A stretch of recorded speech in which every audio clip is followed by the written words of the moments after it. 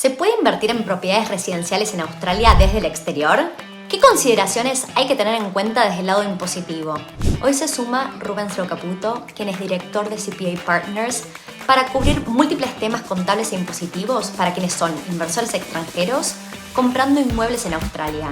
Vamos a hablar de impuestos y beneficios según el estado o territorio, si conviene invertir bajo nombre personal o una entidad como una compañía o trust. Quédate hasta el final para averiguar cuáles son los países de Latinoamérica que tienen un Double Taxation Agreement con Australia, donde los gobiernos se informan entre ellos, y qué explicaciones o pruebas requiere Australia para demostrar de dónde provienen los fondos para la inversión. Bienvenido, Rubens. ¿Cómo andás? Yo muy bien, muchas gracias. Acá en Australia, viviendo un poquito del solcito y viajando por todos los estados, pero contento y feliz de estar contigo. Y buenísimo que te pudimos tener acá. Sabemos que estás súper busy, es el final del año. Cuando estamos grabando este podcast, puede que salga en unas semanas al aire. La idea de hoy es que nos vamos a concentrar, porque estamos recibiendo muchísimas preguntas de quienes viven no en Australia, sino en el extranjero y están buscando invertir en propiedades residenciales, y eso va a ser parte del foco de la conversación acá en Australia. Así que, si te parece, voy a arrancar primero pidiéndote si nos puedes dar un poquito de background de quién sos vos, de dónde sos originalmente y cómo se formó CPA Partners. Bueno, bárbaro. Sí, mi historia es como muchos de acá de emigrantes. Mis padres vinieron en 1976, yo tenía 9 años, nacido en Uruguay, muy orgulloso uruguayo, pero quizás más orgulloso viviendo acá tantos años, más orgulloso de representar la comunidad latina. Yo soy un fanático de todo lo que sea de habla hispana, entonces ya, aunque soy uruguayo, me considero de todo el mundo que habla español. Entonces es un orgullo para mí eso. Bueno, la compañía fuimos uno de los primeros, si no ser el primero, que hace 30 años que estoy con la oficina de contaduría.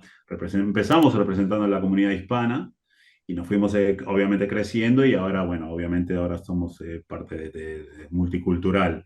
Mi oficina somos 30 personas en la oficina, bueno, en la oficina somos 23, después tenemos offshoring también, entonces tenemos una multicultural.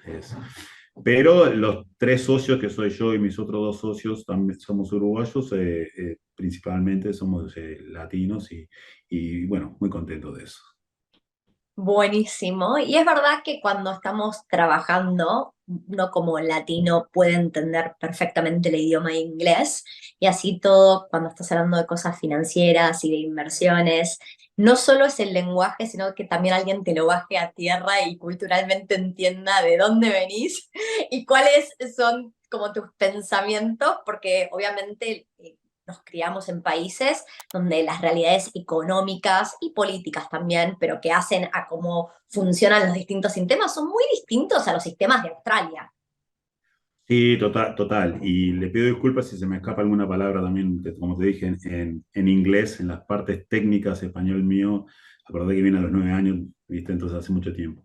Sí, no, la mentalidad aunque te digo, la mentalidad cuando recién vino la primera inmigración acá, era otro tipo de inmigración, y ahora yo veo que la gente, ahora con tanto los social networks y todo, la gente joven, tanto en nuestros países, que yo voy muy seguido, como acá, se está igualando en la manera que piensan, en la parte financiera. Lo veo muy igual que en los tiempos de antes, era un poco, en los tiempos de mis padres, por ejemplo, veo toda esa generación, era totalmente diferente, el pensamiento de las inversiones y todo eso. Había una desconfianza que ahora yo pienso que la gente mundialmente, los jóvenes están mucho más eh, informados. Y cuando te digo joven, te estoy hablando de, no sé, de 50 para abajo, vamos a decir, ¿Está ¿no? bien? Me considero joven todavía, pero por eso te digo que ya con toda la información que hay en la internet, los pensamientos se han alineado un poquito más.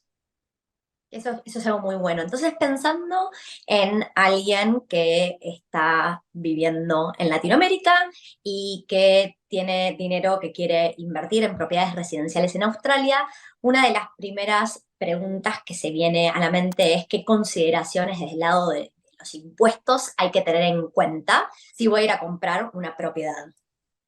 Mira, muy buena pregunta y lo veo que sería excelente. Yo he tenido bastante trato con gente de allá y la manera de diversified, no sé cómo se dice en español, pero Diversificar. ahí está. Para ellos es importante. Y más en propiedades acá en Australia. Estamos hablando, en este caso, residenciales, que siempre por tradición y por cultura acá es uno de los mejores bienes que compran la gente. Y siempre tiene un buen retorno. Y también, como sabemos, siempre tiene el crecimiento. A veces se enchata, pero siempre tiene un crecimiento. Porque acá Australia sigue siendo un país relativamente joven con poca población, que se está cada vez más población, capaz de más población. Entonces, lo veo excelente la persona que pueda invertir acá en eso. Lo que sí que ahora Australia ha introducido varios impuestos a los que se llaman foreign de afuera. Y más acá en New South Wales, todos los estados de Australia tienen diferentes costos, pero tenemos extra costos que pusieron ahora para esa Claro. gente. Rubens, ¿te puedo pedir que empecemos primero definiendo qué es un foreign investor, un inversor extranjero? Y mira, la ley lo dice bastante simple. Un foreign investor es alguien, una persona o una identidad que no es residente de acá de Australia, no está viviendo más de 200 días acá y residencia o no tiene el pasaporte o la visa. Entonces, porque hay diferentes visas, pero generalmente es el australiano o el residente australiano o alguien que está viviendo acá más de 200 días y tiene residencia. Todo lo demás, fuera de eso, es considerado foreigner. Tanto, Perfecto, incluyendo. perfecto, perdón, te interrumpí. Seguí contándonos un poco acerca de esas consideraciones. Claro, mira, como te digo, hay varios costos extra que tiene que pagar un foreign investor, una persona de afuera, para asegurar su propiedad acá, que quizás el que está acá, el australiano, no los tiene. La razón que hizo es el gobierno simplemente porque acá, como tú sabes, hay una falta de gente que quiere alquilar y no hay suficientes propiedades para alquilar. Hay un Entonces, faltante enorme, cada vez está claro. peor. Y vos fíjate que en Asia, de China, por ejemplo, compraban muchas propiedades acá y las dejaban vacías, la tenían como inversión. Entonces eso era peor para la gente acá que quería alquilar o quería comprar su primera casa, entonces todos los costos se iban elevando. Entonces pusieron estos extra costos que yo pienso que no son, igual son más que el que paga acá, pero igual sigue siendo una buena inversión. Y como Totalmente. tú sabes que en otros estados, como en el ICT, donde está la capital, vamos a decir, de Australia, tiene ciertos beneficios que muchos de estos costos no se implican. Entonces, mucha gente prefiere invertir ahí porque que es más fácil de agarrar el permiso, porque uno tiene que pedir un permiso acá. En la parte residencial se le pide a la oficina de impuestos, es un permiso que te dan que es mucho más rápido y sabemos que hay menos costos, muchos de los costos que tienen los otros estados como New South Wales, donde está Sydney o donde está Melbourne, donde todo el mundo a veces quiere ir, tiene ciertos costos elevados que no los tienen otros estados. Entonces siempre están Claro, las consideraciones, la gente quiere invertir, dónde quiere invertir, cuánto quiere invertir y hacer su homework, como dice acá, sus deberes. totalmente. O sea, a- vamos a aclarar un par de cosas. La primera que yo aclaro es, uno cuando viene de Latinoamérica, la palabra trámite asusta, porque suele ser relacionado a un dolor de cabeza. Lo primero que a mí me gusta explicar que no existe esa palabra en inglés, ¿no? La palabra trámite no existe. Y cuando uno va a hacer trámites en Australia, se destacan por ser simples y por funcionar bien. Entonces, hemos tenido montones de clientes que han aplicado como inversores extranjeros a que les aprueben, les den este permiso para comprar propiedades. Y suele ser simple y rápido. Ese es el primer punto. No piensen que esto es un dolor de cabeza ni asuman que esto es Latinoamérica y va a cundir el pánico, ¿no? Ese es el primer punto. Entonces, ese monto se actualiza casi todos los años. Actualmente, Rubens, la aplicación que se hace con el ATO, porque antes se solía hacer con lo que era el Foreign Foreign Review. Investor Review Board, y ahora se hace con el ATO, que es el Australian Taxation Office, Pero ¿verdad? es la parte residencial. Si Ok, es comercial o campos o cosas, sigue siendo con el Foreign Investment Review ok, Board. perfecto. Y entonces, el costo aproximado, ahora parados a fines del 2023, ¿cuánto es? Una propiedad a menos de 1 millón. Mira, primero te voy a decir que el punto tenés razón. Acá, allá cuando decís trámites, a mí se me paraban los pelitos de la piel porque era terrible y te empezás hoy y terminás cuando tenés 80 años a veces. Acá, si tarda más de 28 días, ya te pones como loco. O sea que es un proceso muy regulado. Acá en trámites es todo muy, muy rápido. Comparado a Latinoamérica, te diría, es increíble. Acá, como te digo, después de Rápido 28 y, días. y virtual, Y además, ¿no? sí, no, no, en eso la verdad en eso es un país bárbaro. Por ejemplo, en un costo del certificado de exención que te piden, en este año está a $14.100 y es una propiedad menos de 1 millón. Eh, si es menos de $75.000, que no creo que vaya a conseguir nada. No, no existe. Pero de 1 millón son 14.100. Una propiedad menos de 2 millones son $28.000 el costo de ahora para aplicar para esa exención, para que Exacto, puedas comprar una propiedad acá en Australia. perfecto. Entonces, una vez que uno va a aplicar esta excepción, debe haber pagado entre 14.000 y 28.000, depende si estamos por propiedades debajo de 1 millón o 2 millones de dólares. Siempre estamos hablando de dólares australianos, es Australia, importante correcto. aclarar. Y entonces, al momento de comprar la propiedad, suele estar el cargo que se llama el impuesto al sello en inglés, stamp duty. Está bien. Sí, el gran querido stamp duty que a nadie le gusta, pero es un impuesto estatal, no es un impuesto federal. Y eso también, bueno, según el monto de la propiedad se paga un monto que depende y varía.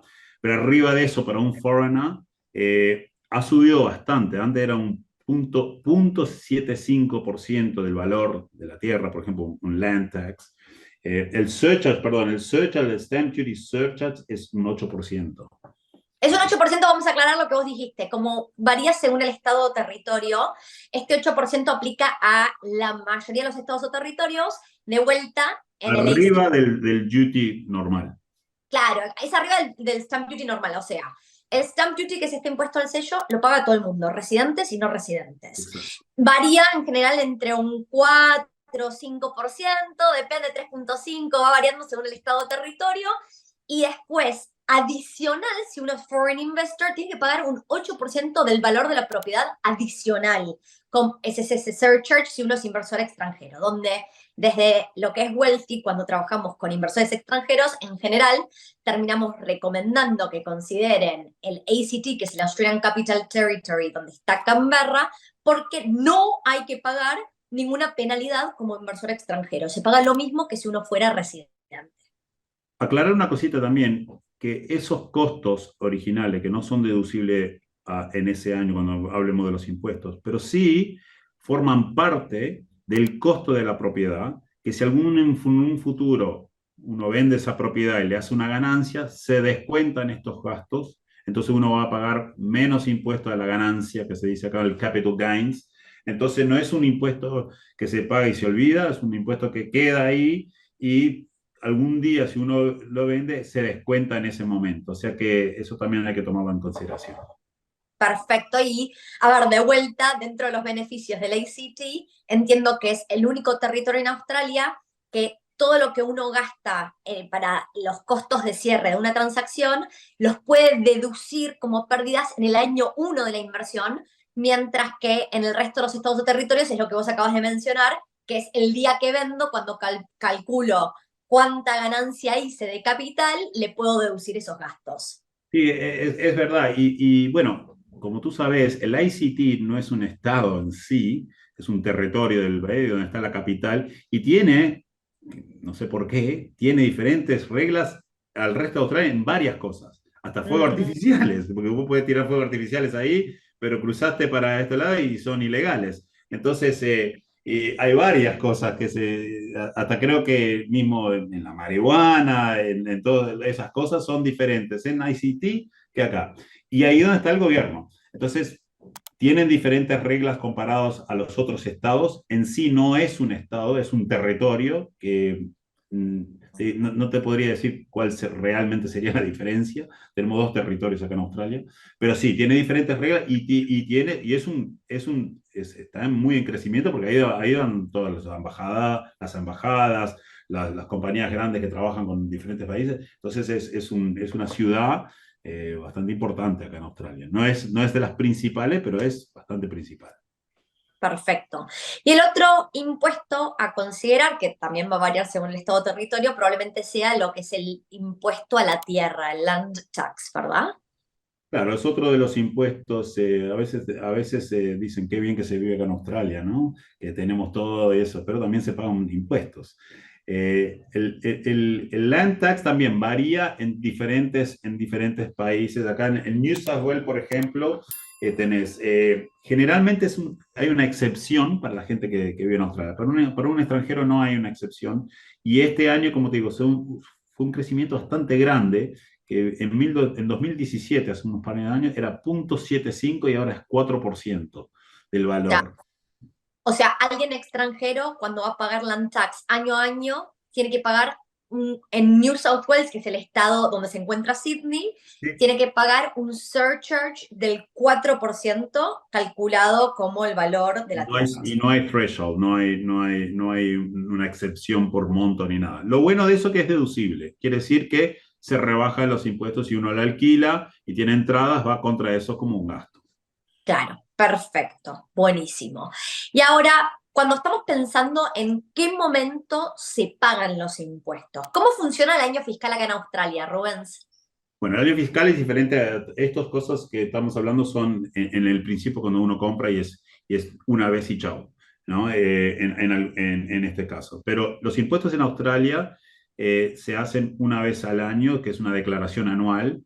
El año financiero acá es del 1 de julio al 30 de junio y te dan 6 a 7 meses para cumplir tus obligaciones, pero se hace una vez al año y bueno, ahí cuando haces la declaración de impuestos, te cobran sobre la ganancia, depende si sos compañía, individual o lo que sea, fideicomiso, lo que sea, te pagan cobras el impuesto y bueno, lo pagás una vez al año, según el monto. Si es un monto grande, una vez que lo pagaste, después que dicen, mira, vos estás sobrepasado de los costos y te lo van cobrando trimestralmente, as you go, como decimos nosotros. Pero es una vez al año que se hacen las declaraciones de impuestos acá. Perfecto, o sea, voy a recapitular, dijimos que la aplicación como inversor extranjero, este costo del FIRB, que ahora es con el ATO, es una sola vez cuando estoy comprando la propiedad y eran los $14,000 al día de hoy. El impuesto al sello, que es el stamp duty y su surcharge en el escenario donde lo haya, también es una sola vez cuando estoy comprando la propiedad.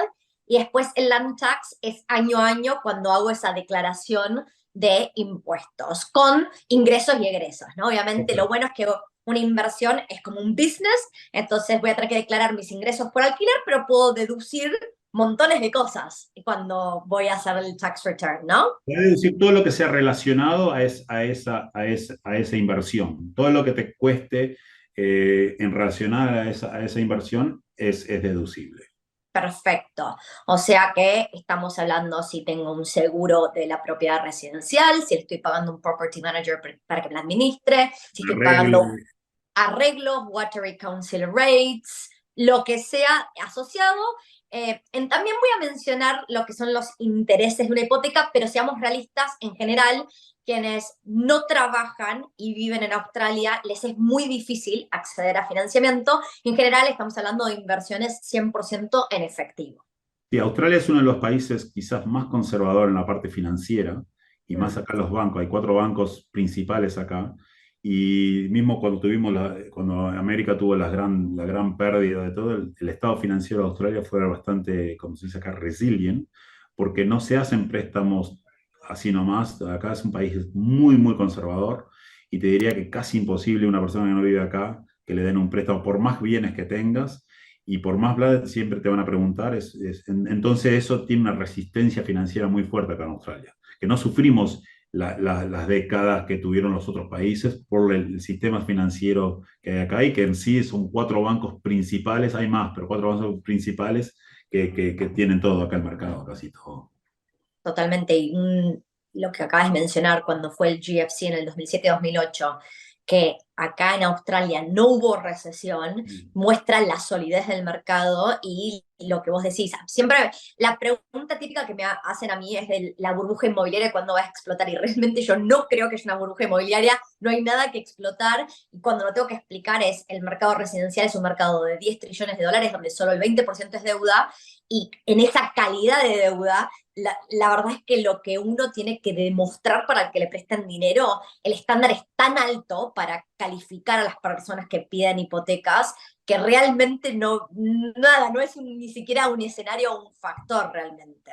No, Australia, como te digo, no se puede comparar a Norteamérica. En ese sentido, acá es muy regulado, entonces es una inversión segura, no es una inversión que tiene su trayectoria, no tiene esas decadencias que tiene en otros países como Estados Unidos que prestaban a cualquiera por cualquier cosa.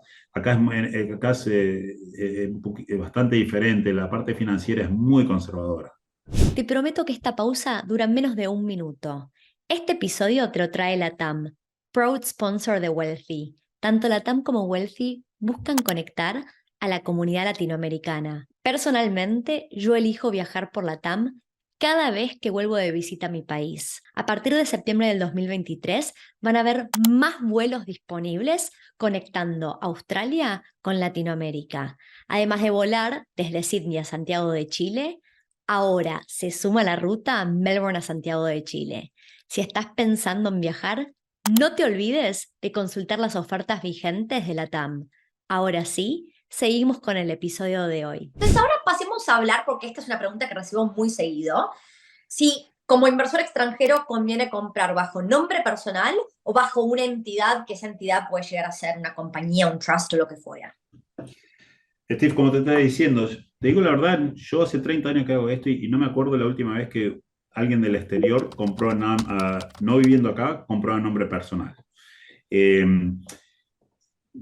Se puede hacer, pero lo veo más complicado y acá también generalmente se compra vía una compañía, lo más común, te diría. Puede ser un fideicomiso que se llama un trustee, pero también es una compañía. La razón de eso también da protección a la persona física también, ¿no? Si llega a pasar algo, lo que sea, no sos responsable físicamente. La compañía sería responsable, que aunque sea de uno, es una identidad separada a la persona. Entonces, pero yo tengo muchos inversores mismo, como te estaba contando, mucha gente de Chile que invierte acá también, ¿no? Tanto en negocio como en inmobiliaria.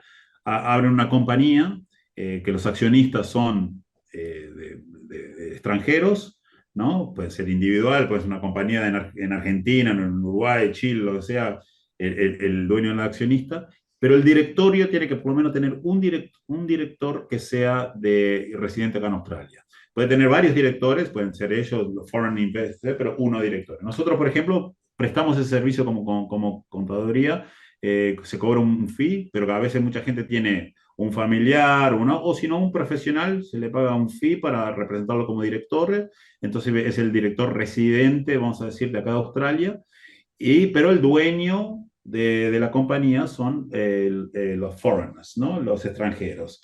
Y Claro. también puede tener varios directores, puede tener 2 o 3 directores, mientras que uno de ellos sea un residente australiano. Entonces, vía la compañía sería lo más factible y lo que más se usa. Una compañía paga 25% de impuestos acá. Acá es importante para la gente, en este caso de Chile, que tenemos Australia y Chile tienen no solo un trato de libre comercio, pero también tienen trato de impuestos, doble taxation, ¿no? Como lo tiene con Norteamérica. Entonces tiene sus limitaciones, pero es el único país latinoamericano que tiene. Entonces, por ejemplo, si uno paga 25% de acá y se da los dividendos a los accionistas, ese 25%, por ejemplo, en Chile, ellos pueden declararlo contra los impuestos que tienen ellos.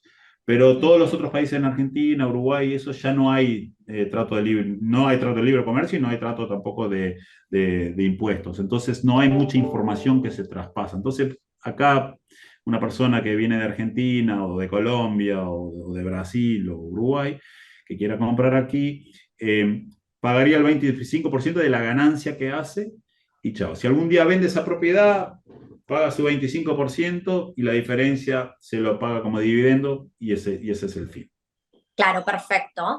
Donde esto, acá sí hay una gran diferencia cuando uno es extranjero versus si uno está viviendo en Australia, porque cuando justamente hablamos de los pros y contras de comprar bajo nombre personal o bajo una entidad, cuando uno compra bajo nombre personal, la transacción es mucho más sencilla, fácil, eso es lo que hablábamos al principio, sobre todo si voy a pedir una hipoteca, la parte del financiamiento se hace mucho más compleja cuando empiezo a meter compañías, pero en este caso estamos hablando de que de todas maneras quienes son foreign investors sería muy difícil acceder a financiamiento, con lo cual ahí ya no tienen esa complejidad.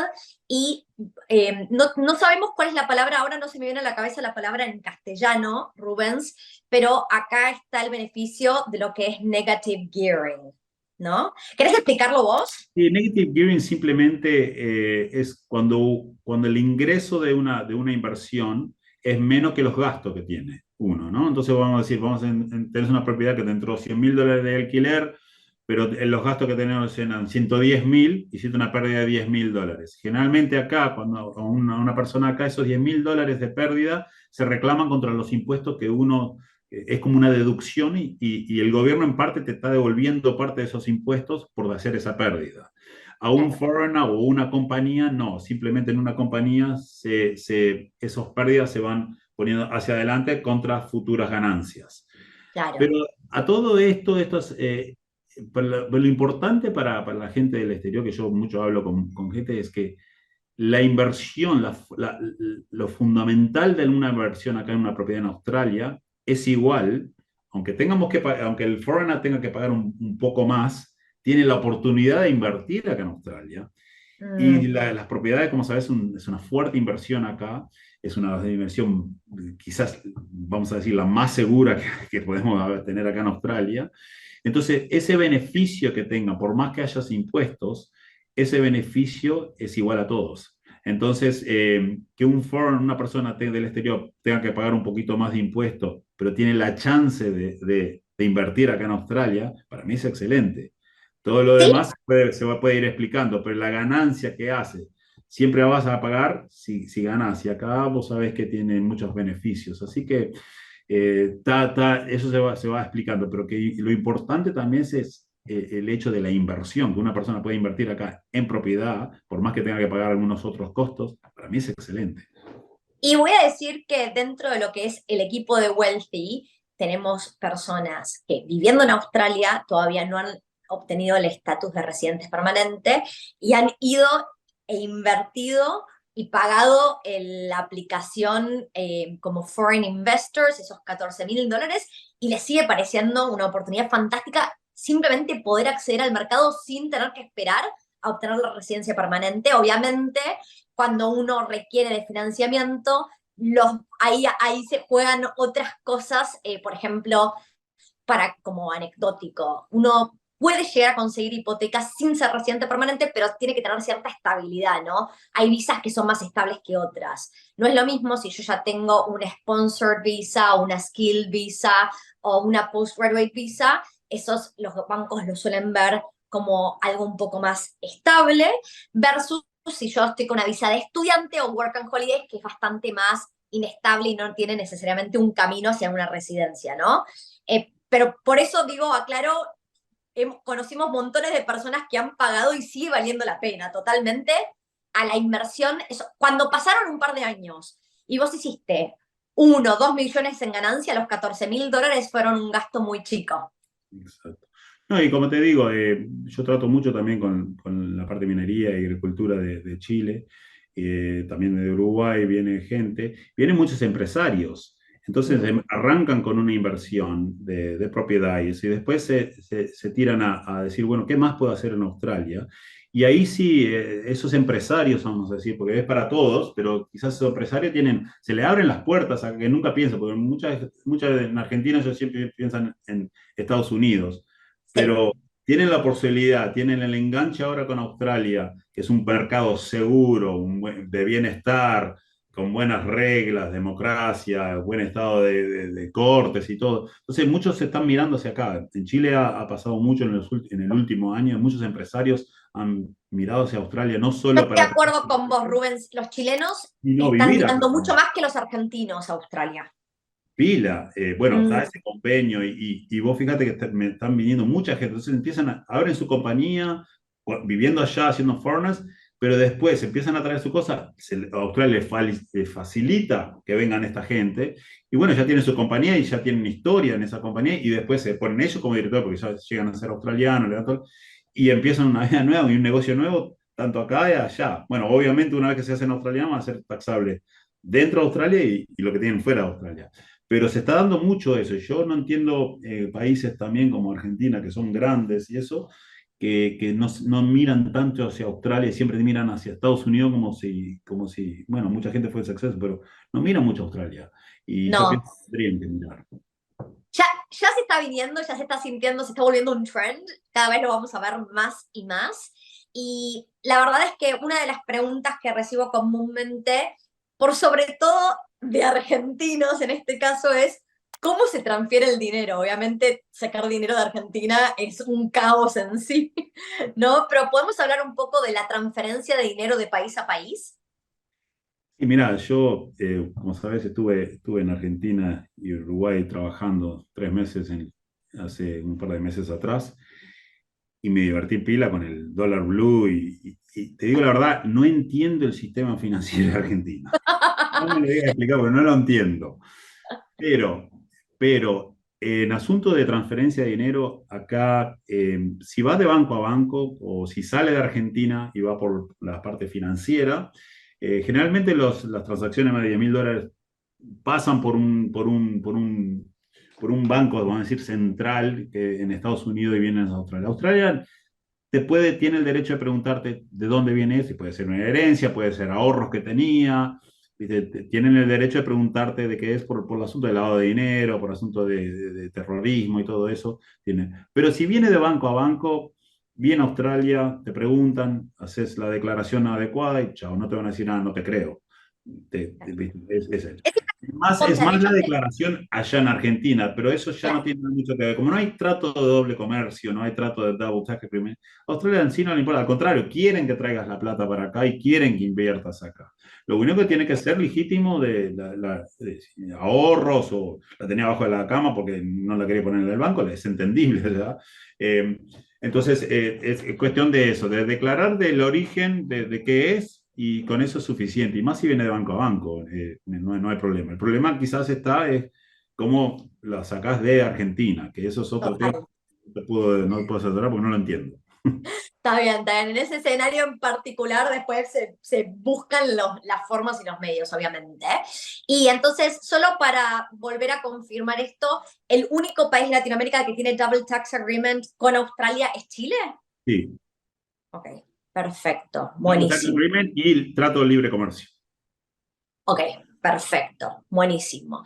Y entonces, ¿qué, si tuvieras que compartir algún aprendizaje de toda tu experiencia, de todas las personas y gente de negocios que has ayudado, ¿qué se te viene a la mente? ¿Qué le dirías a alguien que está considerando invertir en Australia en una propiedad residencial? Bueno, acá es cultural. La propiedad acá, como te digo, en Australia por historia, ¿no? Se ve como la inversión más sólida. Es un país nuevo, es un país que se está agrandando. Lo que acá falta es viviendas.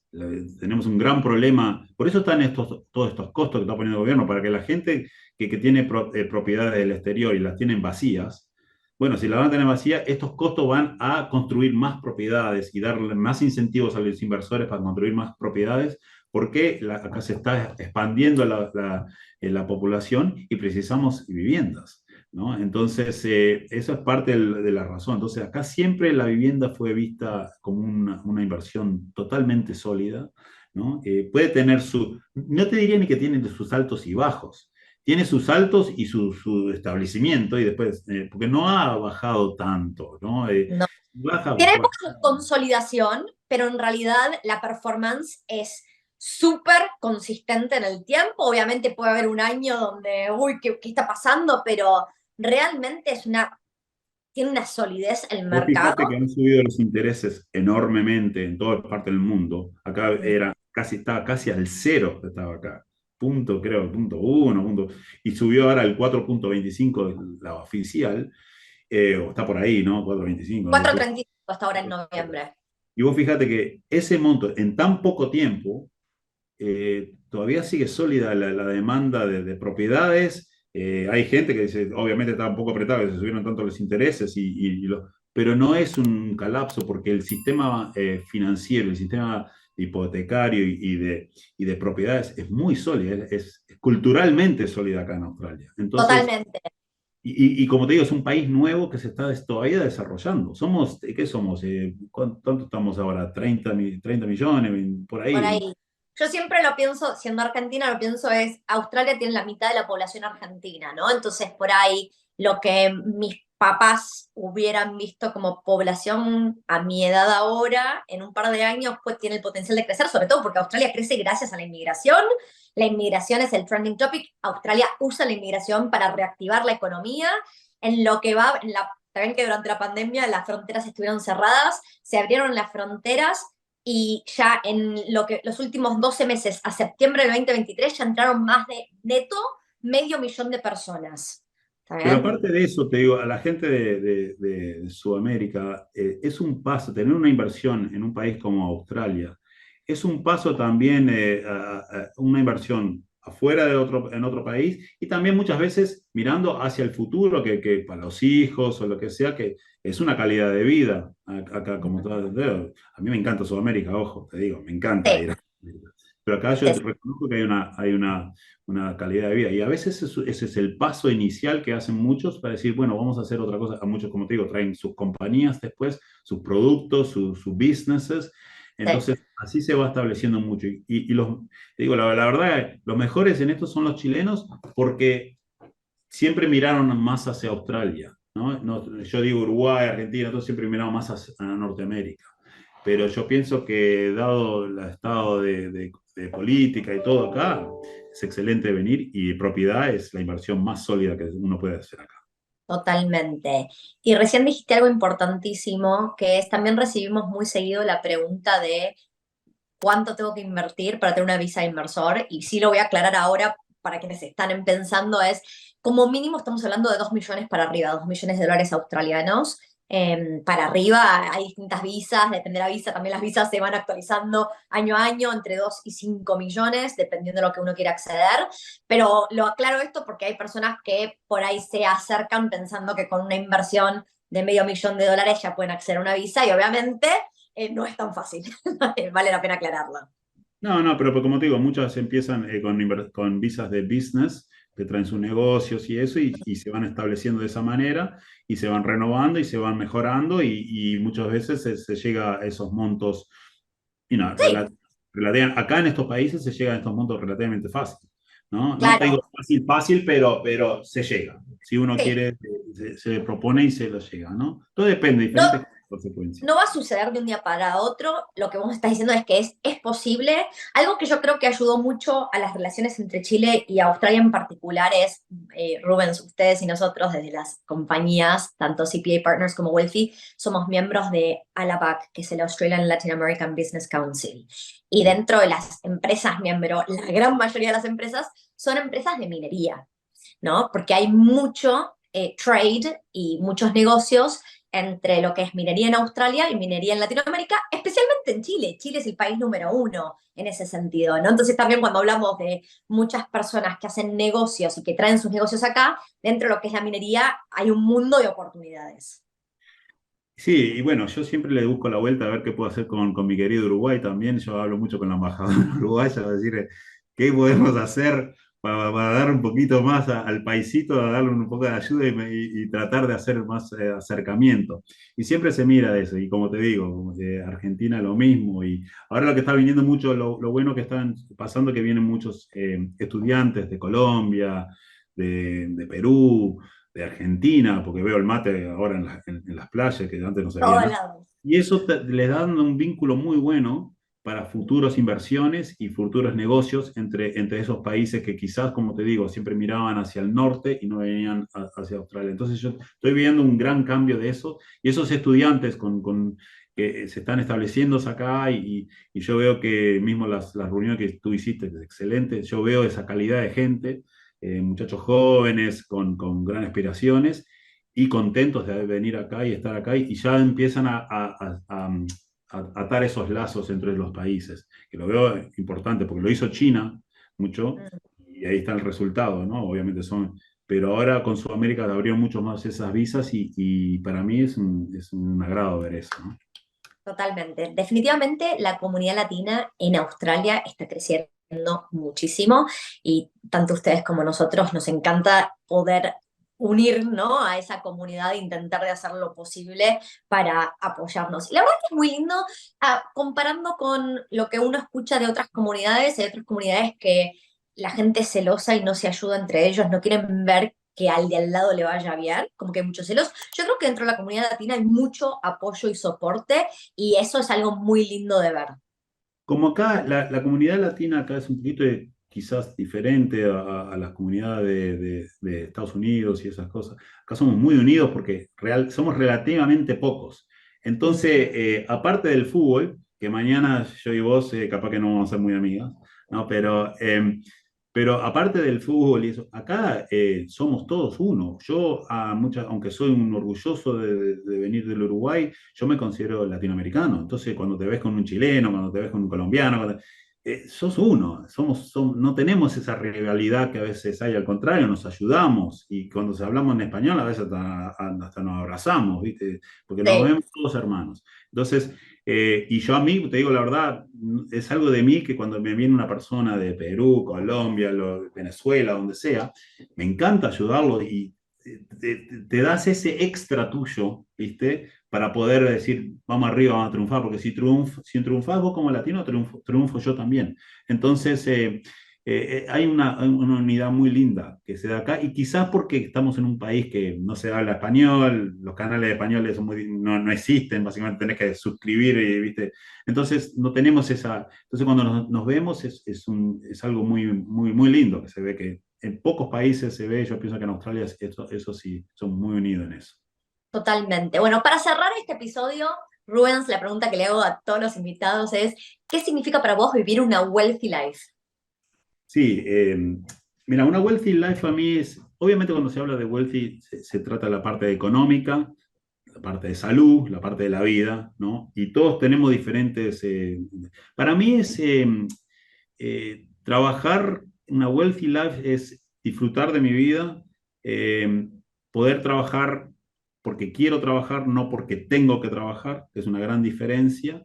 Eso lleva años, ¿no? Pero a mí es un balance como te explicaba antes, uno puede, en mi carrera profesional yo podría haber hecho mucho más, dedicado mucho más tiempo a mi carrera profesional y no ver a mis hijos jugar al fútbol, no ver a mis hijos llevarlos a la escuela. Y yo elegí tener ese balance, ganar menos, pero disfrutar de mis hijos, de mi familia, de esa trascendencia y tener la posibilidad de trabajar cuando quiero, no cuando tengo que trabajar. Entonces, para mí ese balance, que a mí me encanta lo que hago, ese balance para mí es una wealthy life.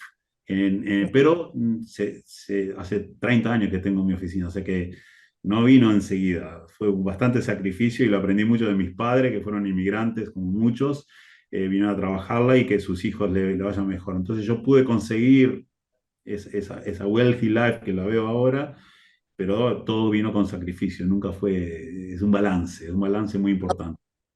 Totalmente, uno para poder crear esa vida de riqueza también tiene que hacer sacrificios, ¿no? Y cuanto antes los haga uno, más puede disfrutar después el Y pero no futuro. todo es financiero, por eso te digo, todo el mundo lo sabe, ¿no? Pero no muchos lo practican.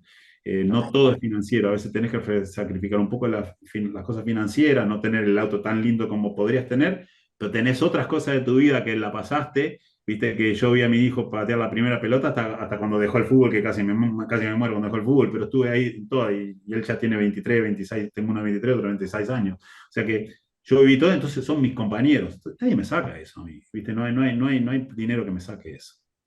Perfecto. Bueno, me encantó, Rubens. Muchísimas gracias por tu tiempo y nos vamos a ver en un siguiente episodio. Encantado, y vos sabés, Steve, que sos muy famosa acá en tus podcasts, sos muy querida y muy respetada, y la verdad que es un orgullo para mí compartir esto contigo. Muchas gracias. Nos vemos. Saludos, chao.